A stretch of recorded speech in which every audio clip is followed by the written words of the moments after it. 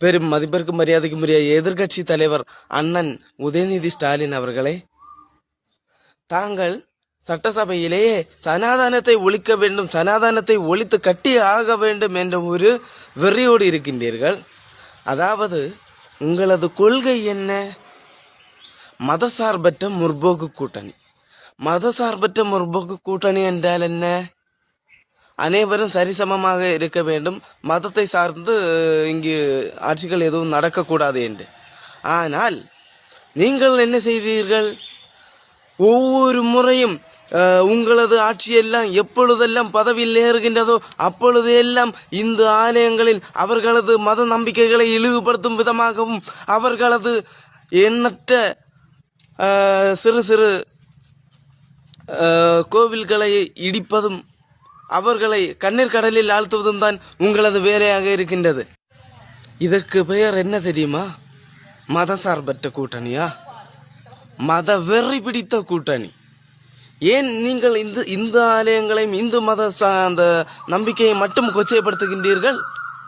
அப்படி என்றால் உங்களுக்குள் இருப்பது ஒரு மத வெறியே. பழி யார் மீது?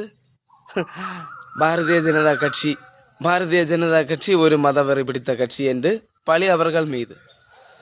அவர்கள் சற்று இறை பக்தியோடு இருக்கின்றார்கள், ஆனால் யாரையும் கொச்சைப்படுத்தி பேசினது கிடையாது.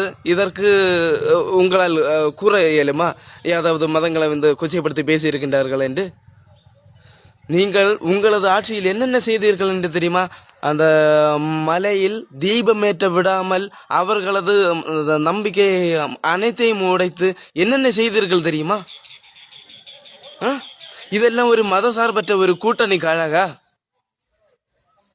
மிகவும் வன்மையாகவும் மிகவும் வன்முறையிலும் ஈடுபடுவது உங்களது இந்த அரசு, அதாவது திராவிட அரசு என்பதை மீண்டும் மீண்டும் கூறிக்கொள்கிறேன். பொதுவாக சனாதன தர்மத்தை பற்றி எனக்கு தெரியாது, ஆனால் நான் அதை பற்றி பெருசாக பேச விரும்பவில்லை. ஆனால் சமத்துவத்தை பற்றி தெரியும், சமத்துவ தர்மத்தை பற்றி. சமத்துவ அடிப்படையில் நீங்கள் ஒரு நாளாவது நடந்திருக்கின்றீர்களா? ஒரு நாளும் நடந்தது கிடையாது. உங்கள் ஆட்சி எப்பொழுதெல்லாம் வருகின்றதோ அப்பொழுதெல்லாம் ஈழி சொல்.